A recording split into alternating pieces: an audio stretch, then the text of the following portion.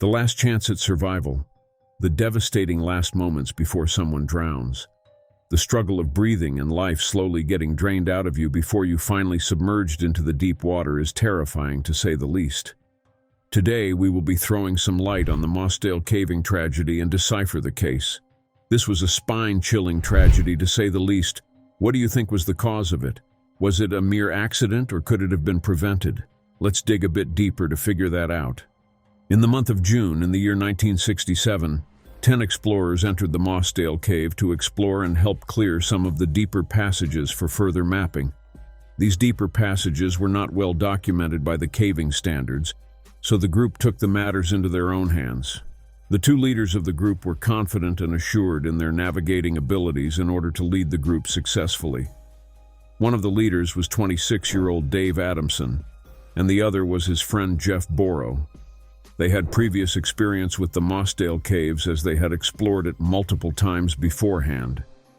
The Mossdale Caves weren't much of a touring spot, and there were very few areas where a person could stand tall. It wasn't an ideal place, since mostly all you could do was crawl and squeeze through wet spaces filled with rocks and filthy mud. Due to this, after a few hours, a few members of the group, 2 men and 2 women, turned back as they had planned. The fiancée of Dave Adamson was just a casual caver. Her name was Morag Forbes, and she was enthusiastic to be getting to marry Dave in less than or about a month. These people who were casual cavers planned a light day of exploring this place, so around 5 o'clock they left the scene.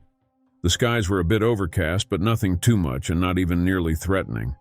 Dave and Jeff continued their deep underground exploration with their friends and caving group members assisting with different equipment and tools. There were a few top cavers among them, namely Colin Vickers, John Ogden, and Bill Frakes. And a 17-year-old boy named Michael Ryan was the youngest member among them. Around this time, the men were crawling through what is known as the Far Marathon Passage. This extremely narrow and suffocating passage was nearly the length of 3 football fields, over 900 feet of narrow rock, along with a light stream of water in the bottom. This claustrophobic passage must be maneuvered in a single direction, as it is only 18 inches by 12 inches, which is barely enough for an average-sized person. Imagine walking in a space bigger than the screen of your laptop or computer. Shoulders spread forward with not enough space to turn back, reach, or waist, or anything of the sort. There's not much choice you have left except to go forward, squeezed within the muddy walls. Once you're in, it is at least an hour's dedication. Both near marathon and far marathon are each 900 feet long crawls. There's a 5 feet space between them in which a caver can partially take some rest and start before going to the next section. As someone reaches the last section of the far marathon, there's a narrow space in which you just have to squeeze yourself through. The reason people wanted to reach this next section was to clear out ways for further mapping. Around 2 hours before the flood, Morag had come to check at the entrance to see if the men had wrapped everything up, but she didn't see any signs of them coming out anytime soon. The rain had started to fall, though. Even then, nothing was too alarming. Meanwhile, the men underground were clearing passages when they noticed that the streams had increased and the ground's water level was rising with a gradual rate. They should have taken it as a threat, but maybe if it had caught their attention, they should have considered more possibilities and considered it as a threat to their mission, let alone their lives. Nearly 30 minutes before the flood, the water levels started causing trouble for them.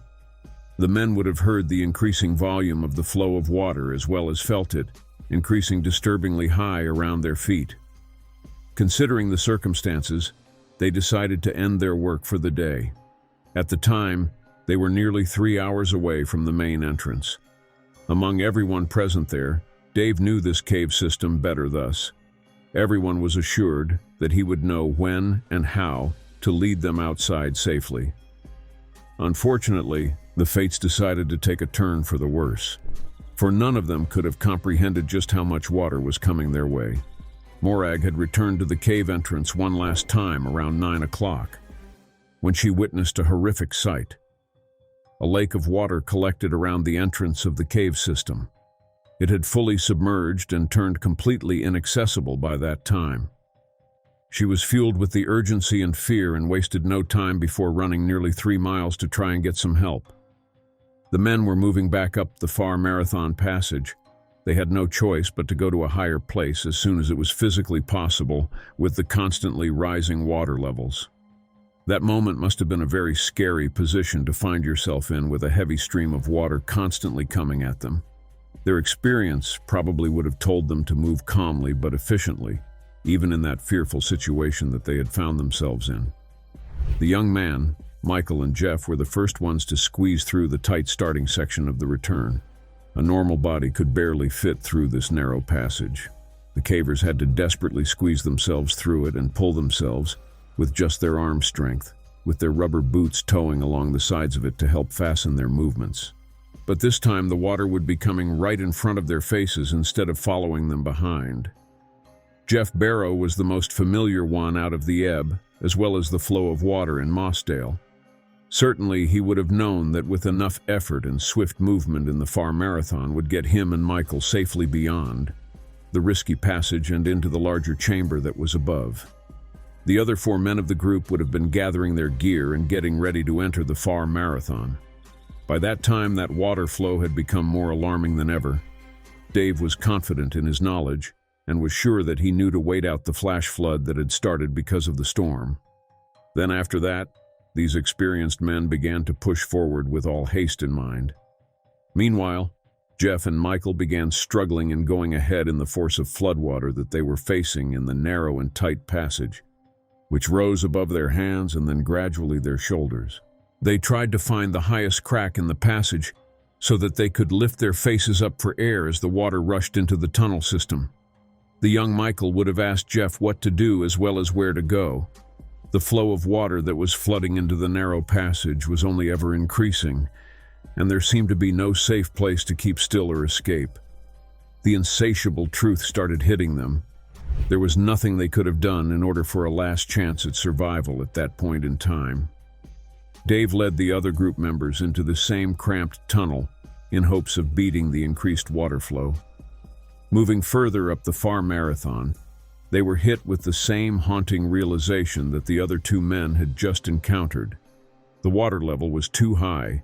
In an attempt to get whatever air they could, they elevated their faces above the rising water, seeking the smallest cracks in the rocks. But unfortunately, there was no way to escape this devastating reality. John Ogden was likely the last one in the tunnel and heard the pleas of his friends telling him to turn back. Then the realization hit them that there was no way forward. He pushed with his hands in attempts to slide his body backwards, using his feet to help lift the weight of his body.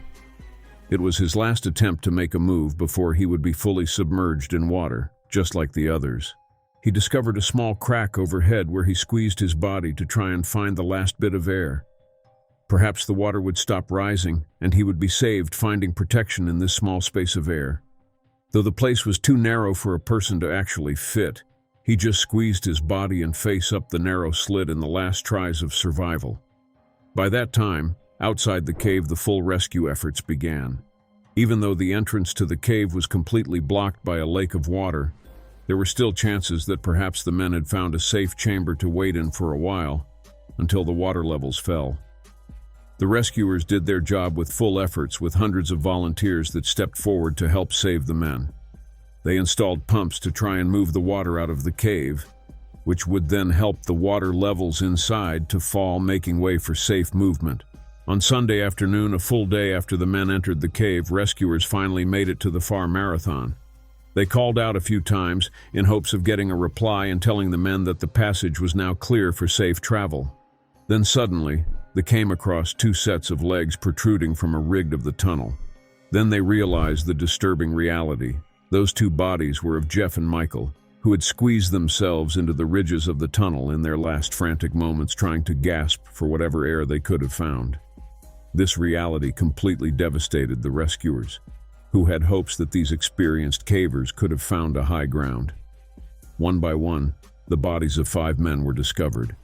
John Ogden's body would not be found for another 2 days, as he had wedged himself so aggressively into the overhead crack. It took a lot of time to locate his distorted remains. All 6 men drowned in the inescapable flash flood that filled the entire cavern with water. After this devastating event took place, the cave was closed and to this day still remains as the final resting place for the 6 men. In 1970, the Friends of the Cavers entered the closed system to move the bodies to an upper chamber, which was then renamed to the Sanctuary. Condolences to the people that lost someone important to them in this devastating turn of events. What, according to you guys, could have prevented this tragedy from taking place? Is there anything that possibly could have prevented it? Leave a comment to let us know about your thoughts.